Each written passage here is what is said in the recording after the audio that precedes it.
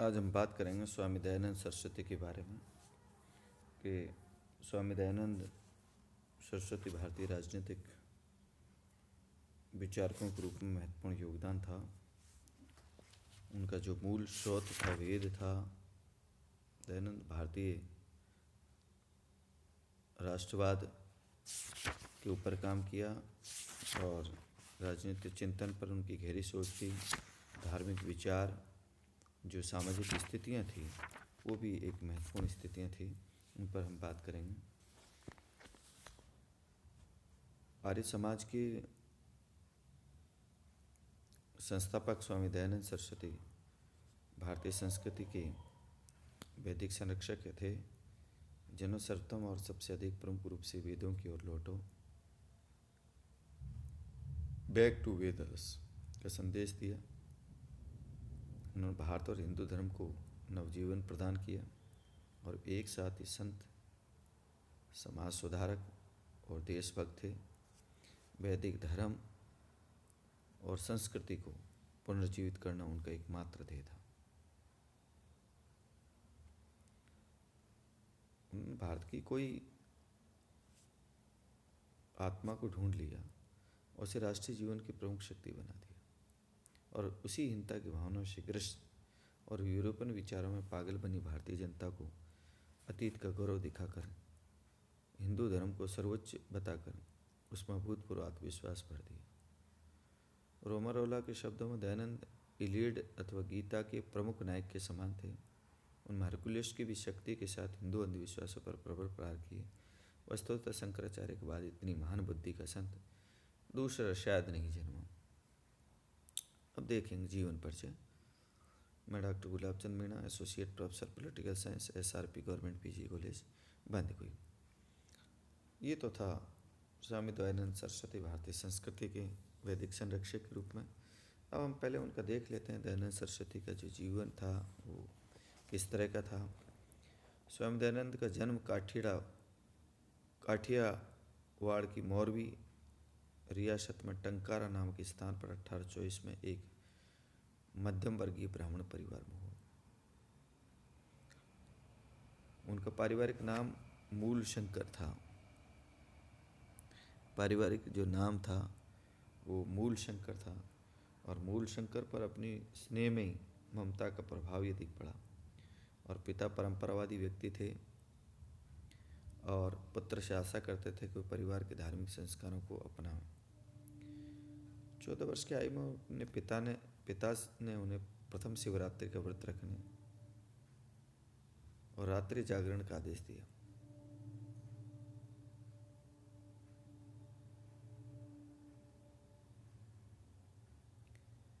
अपने पिता के आदेश से व्रत रख तो लिया उन्होंने, लेकिन व्रत रखने के साथ साथ उन्होंने व्रत की कथा सुनकर और उत्साहपूर्ण वातावरण में बालक के मन के व्रत के प्रति श्रद्धा भाव ने जन्म ले लिया।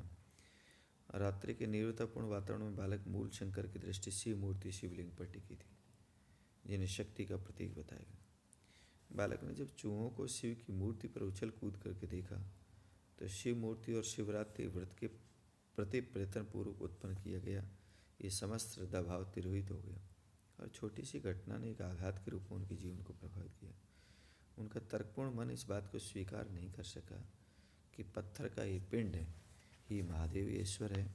इसके बाद निकटतम पारिवारिक जनों की मृत्यु के 2 प्रसंगों, 16 वर्ष की अवस्था में छोटी बहन की मृत्यु और 19 वर्ष की अवस्था में चाचा की मृत्यु ने सांसारिक जीवन से मुक्त होने के लिए प्रेरित किया। माता पिता ने विवाह बंधन बांधना चाहा, लेकिन मूल शंकर ने 21 वर्ष की अवस्था में घर को त्याग दिया। मूल शंकर के मन में जिज्ञासा थी। उन्होंने कठिन यात्राओं और साधनों का मार्ग अपना लिया। संभवतः उनका मन गुरु की तलाश में था।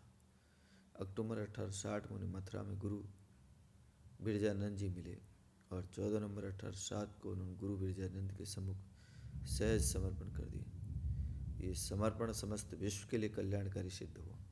अब उन्हें स्वामी दयानंद का नाम मिला। 3 वर्ष तक गुरु के चरणों में बैठकर उन्होंने के साथ ज्ञानार्जन किया। 1863 में धर्मोपदेश के लिए विदा करते हुए उन्होंने गुरु से गुरु ने संदेश दिया, देश का उपकार करो, सत्य शास्त्रों को उद्धार करो, मत मतांतरों की अविद्या को मिटाओ और वैदिक धर्म फैलाओ। ये उनका एक नारा था जिसके आधार पर उन्होंने काम किया। गुरु के आदेशों उपदेशों को लेकर स्वामी जी संपूर्ण देश की यात्रा पर निकल पड़े और वैदिक धर्म की रक्षा का प्रश्न उनके सामने सबसे अधिक प्रमुख था। स्थिति थी कि भारत का धार्मिक जीवन एक और तो अंधविश्वासों कुसंस्कारों से ग्रसित है, दूसरी ओर वैदिक धर्म पर इस्लाम और ईसाई धर्म दोनों के द्वारा भारी प्रहार किए जा रहे हैं। ऐसी स्थिति में वैदिक धर्म के अनुयायी अपना गौरव और अपना साहस खोकर आत्महीनता से ग्रस्त हो गए।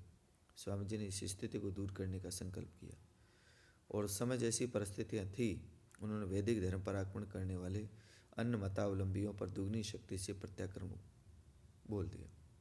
वेदों को धर्म का मूल आधार सिद्ध करने, मूर्ति पूजा का विरोध करने के लिए उन्हें सनातनी पंडितों, अन्य धर्म गुरुओं से शास्त्रार्थ से भाग लेना पड़ा। ऐसे सभी अवसरों पर जीत उन्हीं की हुई। धर्म प्रचार और यात्रा क्रम में अक्टूबर 1874 में स्वामी जी बम्बई पहुँचे और 10 अप्रैल 1875 के दिन बम्बई में डॉक्टर मानिकचंद जी की वाटिका चिरगांव प्रथम आर्य समाज की स्थापना की। इसके लगभग 2 वर्ष बाद लाहौर में आर्य समाज की स्थापना हुई और इसी समय आर्य समाज का विधान बना और देश के विभिन्न भागों में आर्य समाज की शाखाएं स्वतः स्थापित होने लगी। एक तरफ स्वामी जी का ध्यान आर्य समाजों के संगठन की तरफ केंद्रित था, दूसरी तरफ वो वैदिक धर्म और संस्कृति के प्रचार में पूरी शक्ति के साथ संलग्न थे। देशी रियासतों के नरेशों को भी भोग के साथ त्याग और अपनी प्रजा के लिए चिंतन की शिक्षा देने में भी पीछे नहीं रहे। 17 मई 1883 को जोधपुर पहुँचे और जोधपुर नरेश जसवंत सिंह को वैश्वा नन्नी बाई के प्रेम में लिप्त देख करके जब उन्होंने नरेश को प्रताड़ित किया, तब उस वैश्वा ने षड्यंत्र कर स्वामी जी को दूध में विष मिला दिया। 30 अक्टूबर 1883 को देहावसान हो गया और वैदिक धर्म के प्रचार क्रम में जिन व्यक्तियों के में स्वामी जी के साथ भारी मतभेद थे, उन व्यक्तियों ने भी मृत्यु के बाद ज्ञान के सूर्य को भावभीनी श्रद्धांजलि अर्पित की। स्वामी दयानंद सरस्वती की 2 रचनाएं सबसे अधिक महत्वपूर्ण, एक सत्यार्थ प्रकाश और दूसरा ऋग्वेदादि भाष्य भूमिका। स्वामी जी के चिंतन का मूल स्रोत जो था वो वेद था। स्वामी जी के समस्त चिंतन का मूल स्रोत आधार वेद है और दयानंद पूर्ण वेदवाद के संदेशवाहक थे और इसी विचार का प्रतिपादन किया कि वेदों की संहिता ही वह ज्ञान है जो सृष्टि आदि मनुष्यों को ईश्वर से प्राप्त हुआ। वेद सबसे प्राचीन और धर्म के मूल स्रोत है। मैक्समुलर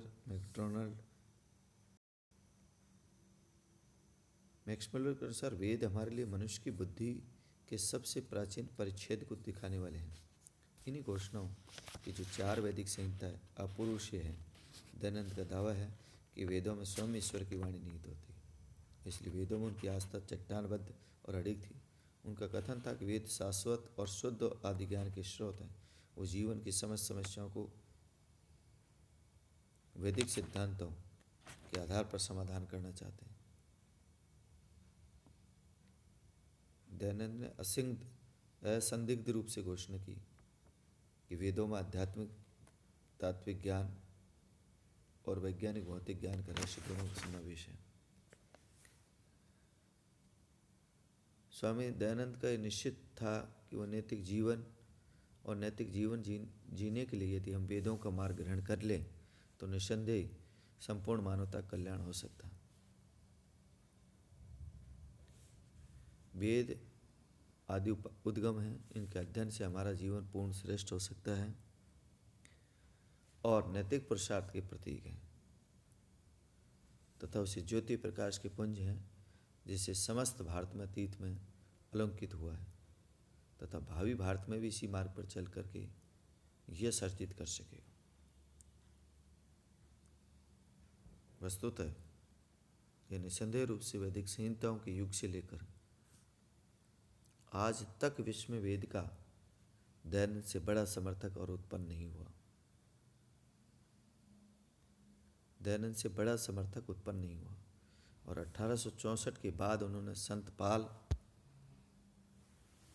पाल और लूथर की जो ईसाई शक्ति थी उस उत्साह के साथ अपना संपूर्ण जीवन वेद की वेदी पर अर्पित कर दिया।